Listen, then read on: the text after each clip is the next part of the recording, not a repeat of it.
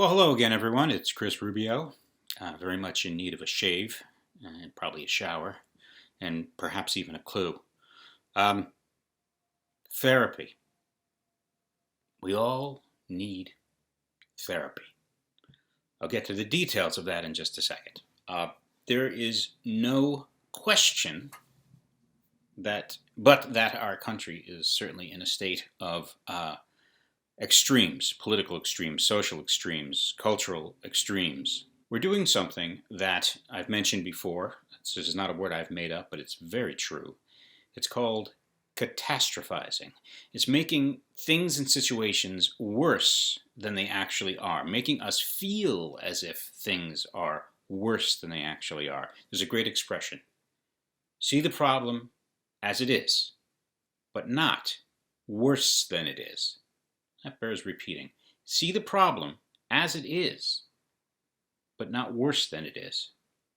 And that's where the therapy comes in. There is something called cognitive behavioral therapy, which, well, let me read the definition off the screen here. Cognitive behavioral therapy involves efforts to change thinking patterns, learning to recognize one's distortions in thinking that are creating problems, and then to reevaluate them in light of reality. Reality. It's an interesting word. What is real? As somebody once said in a movie, I think. We seem to be having a problem dealing with reality these days and going to the extremes.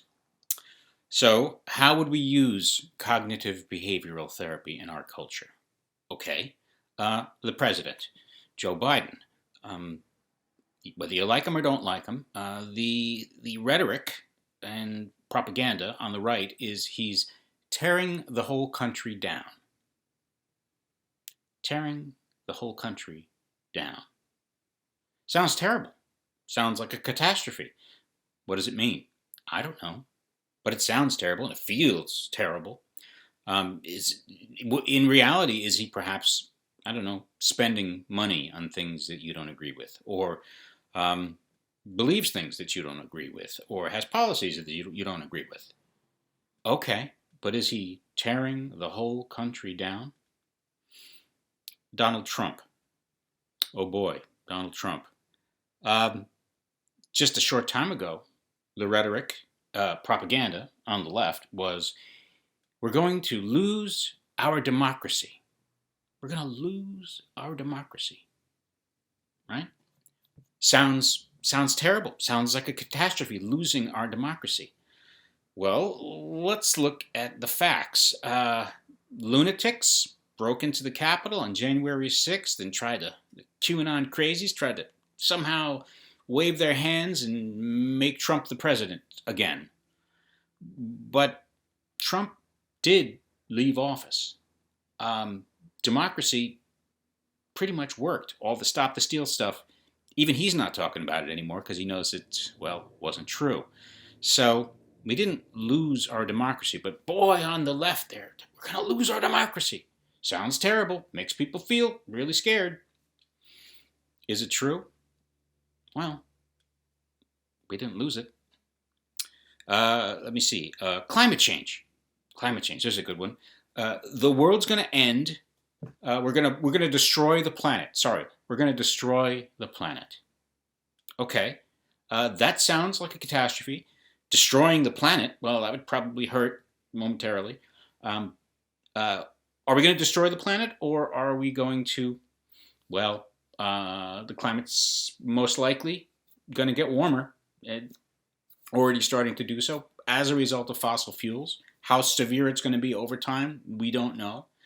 What could happen? Well, there could be droughts where there used to be vegetation, and there could be vegetation where there used to be droughts, and people are going to have to move. And there will be starvation, and some people will die, and other people will move and go someplace else. And it'll probably be a hell of a struggle over the next couple of 100 years. This is true. Most likely going to happen.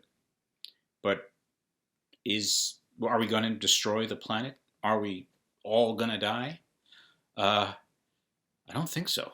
The list could go on and on. I could get into some other subjects, some really, really controversial subjects, but I'm not going to.